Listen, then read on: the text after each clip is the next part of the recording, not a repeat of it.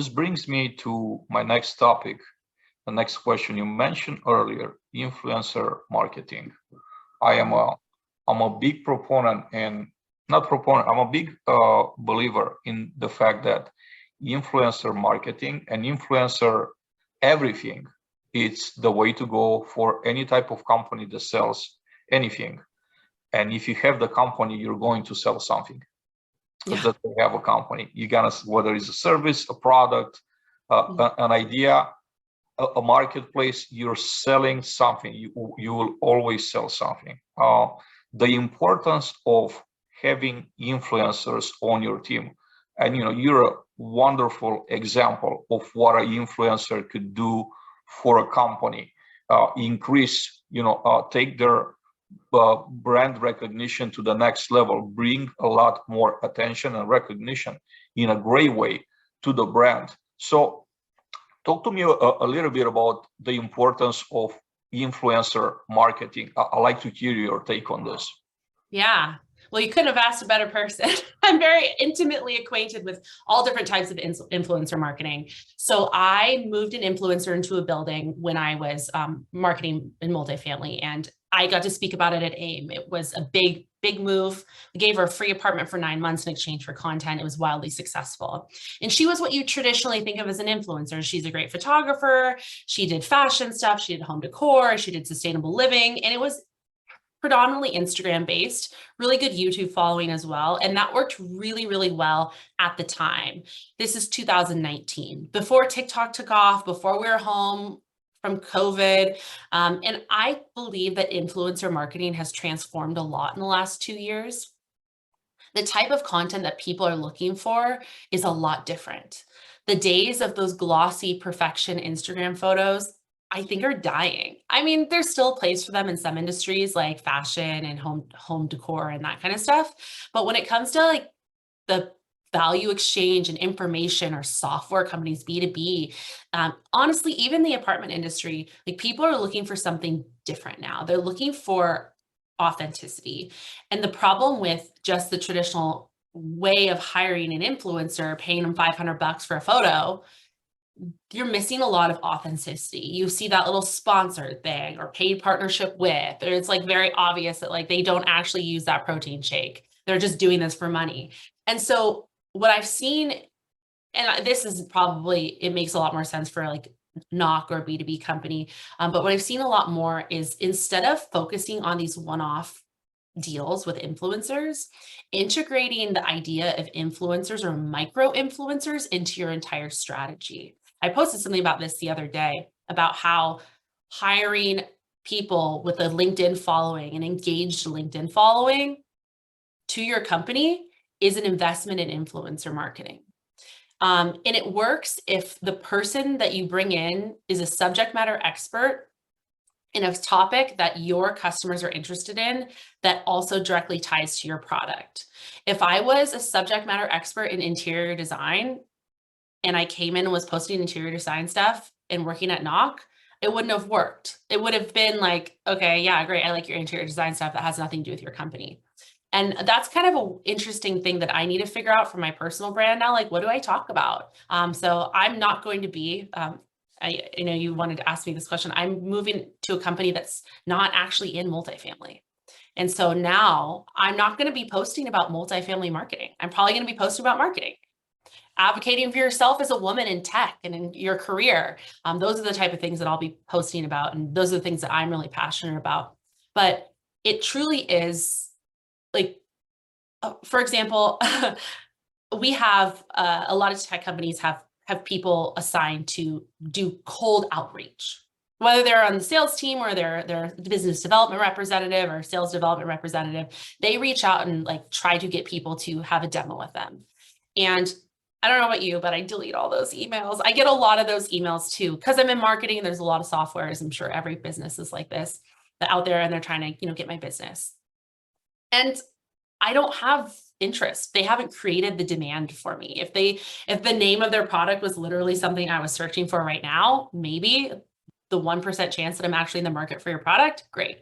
But if you have people on LinkedIn who are actively creating content, creating demand for your product, and not talking about your product specifically, talking about the entire market as a whole.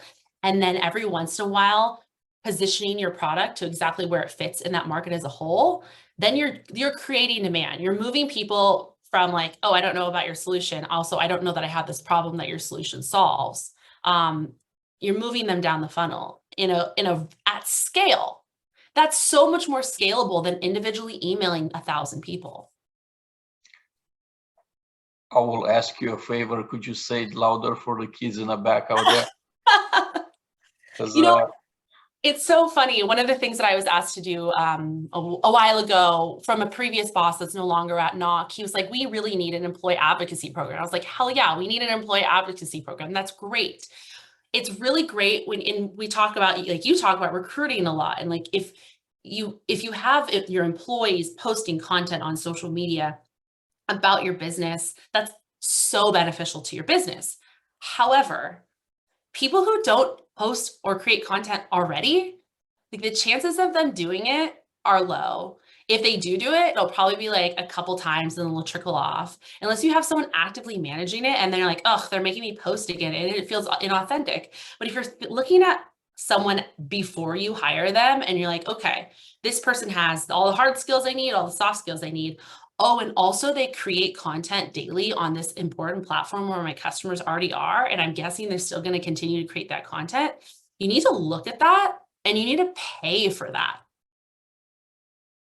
Yes. I mean, you should be treating your internal subject matter experts or your internal influencers as an investment in marketing. They are an investment in marketing. Yeah. I think the unfortunate situation, this could be, we could overcome. The unfortunate situation in property management in general is that a person like this, a situation like this is looked at as cost. Employees are looked at as cost. How much is it gonna cost me? How much do I need to pay to have this personal stuff? And management and top management is looking at this as a cost, which is a very narrow approach.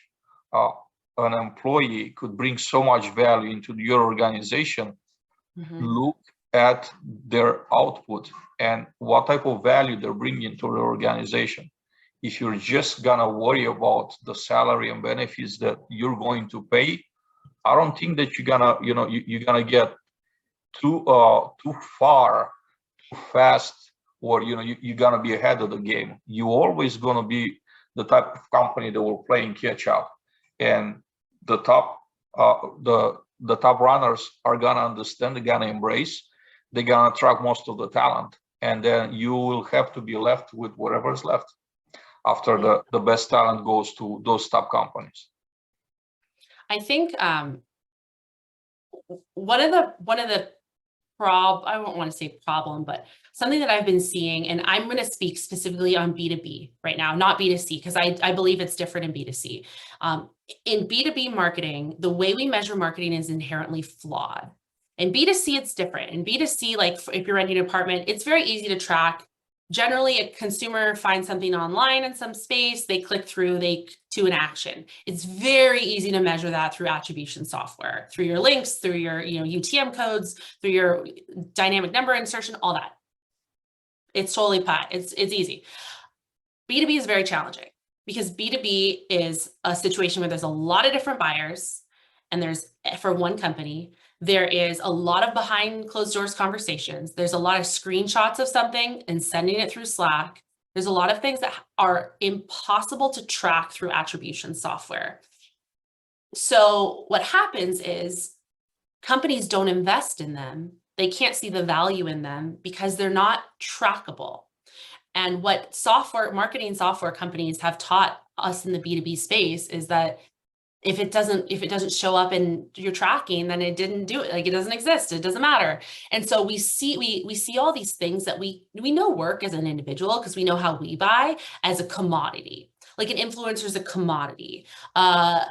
a brand is a commodity. You don't, or social media, organic social content is commoditized because you're not seeing direct revenue tied to it via attribution software. And it's a huge gaping hole in all marketing, because if you don't see it, you don't invest in it, you don't do it well, and you're missing all this opportunity. Because I don't know about how you buy, but first of all, I don't download ebooks. I don't click to blogs. I don't click to websites. I consume all my content natively on social platforms. And if it doesn't educate me, entertain me, solve my problems right then and there, I'm over it. And then over time, the consistency of seeing the same company solve my problems, educate me, entertain me, that builds brand awareness. They're creating demand for me for their product. I'm going to go and buy it, but I'm going to show up as an organic website lead. I'm an organic website lead because I went to Google and I typed in the business's name. I went to their page. I scheduled a demo. And so all the work that that marketing person or that influencer has been doing of creating that content that got me from no awareness to demand creation to ready to be captured is never going to be tracked, and it never will be tracked. And security and privacy will just get tighter and tighter. We're losing cookies. Everything is getting tighter and tighter. And so when companies can realize that there's so much more behind the scenes that's happening, this conversation right now, if I talk about a product, it's not going to show up on attribution software. If we can start to reframe the way we look at marketing, then they'll create more space for these, and they'll no longer be commoditized as a nice to have. And the key to understanding what is working is truly just having conversations with your customers and letting them self-report their sources. Until that happens, until businesses start to really focus on that, we're still going to be doing the same motions. I love this. I'm actually gonna cut this piece and make a special video about influencer marketing.